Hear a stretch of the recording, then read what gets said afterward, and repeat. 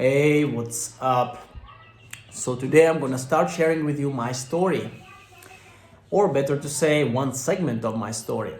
And the reason I'm doing it is first, I know that some of you guys might find it useful and maybe resonate with that a lot.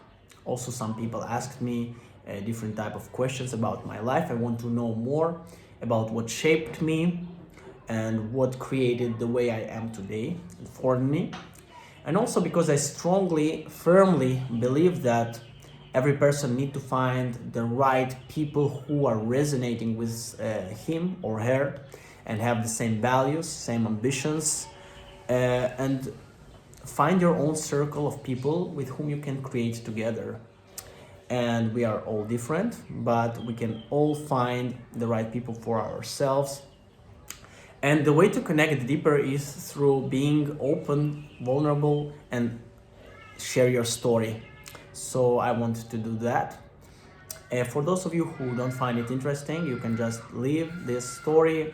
It's specifically for those of you who are interested and want to know more about me and about the way I feel, think, create, and where it came from. So let's start. So the first thing that I'm gonna share today, it came from a question that one of my students of mentoring asked me. So I was doing the mentoring, and we were in the forest. And one of the students, one guy, asks me suddenly from nowhere, how did you start meditate, or what was the thing that connected you to spirituality at the beginning?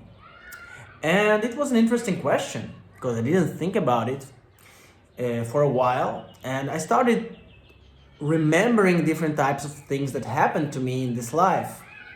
So the first meditations, maybe the first books and videos, and then I stumbled upon a very cool memory that I think was one of the catalysts and one of the first things that shaped the way I am today.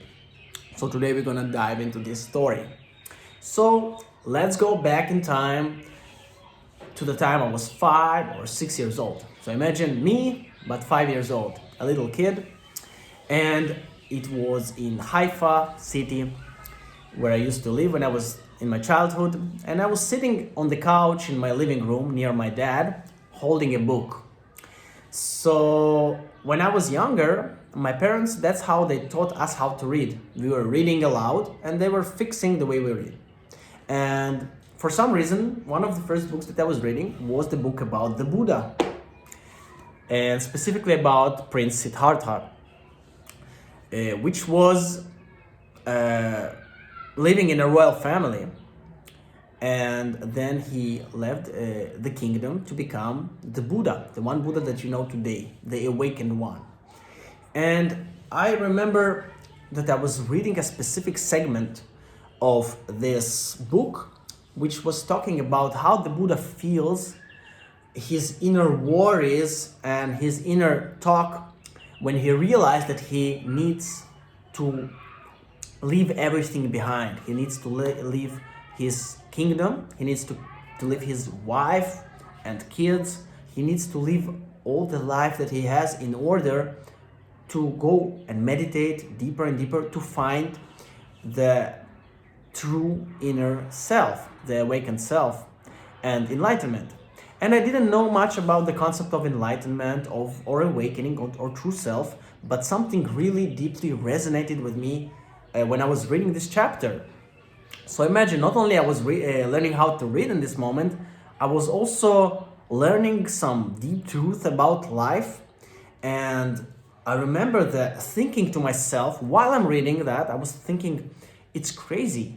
He really left his close people and life in a palace almost, and he left everything for finding his own self. He went to live in wilderness, he almost didn't eat, and something in me felt like it's crazy, but at the same time I really resonated with that. I felt like there is a deep wisdom in this story, and I felt strong emotions and even an uplifting emotion of there is something very deep that I'm getting revealed here.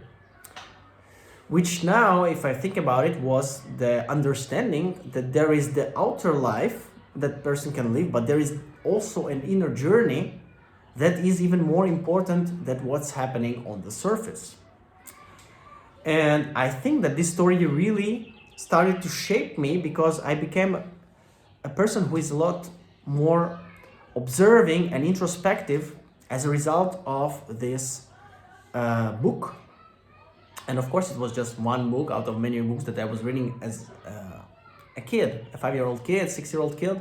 But I really resonated with that type of thinking. And I remember even imagining myself as a monk, that I would leave everything and go live as a monk. But of course, now I don't think this way. I don't believe that being a monk is the right way to live life. But at that time, I really resonated with that. And I think that was one of the segments that really started my way and shaped the way I think today and the way I create today. So that is my story for today.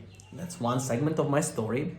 And let me know if you find this story is interesting to you, if you want to know more about my childhood or the way I think or what built the person that I am today.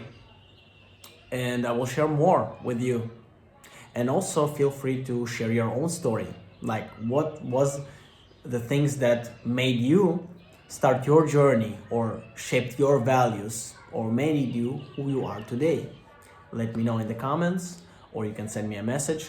Let's create together, let's open up together and create the circle of like-minded people.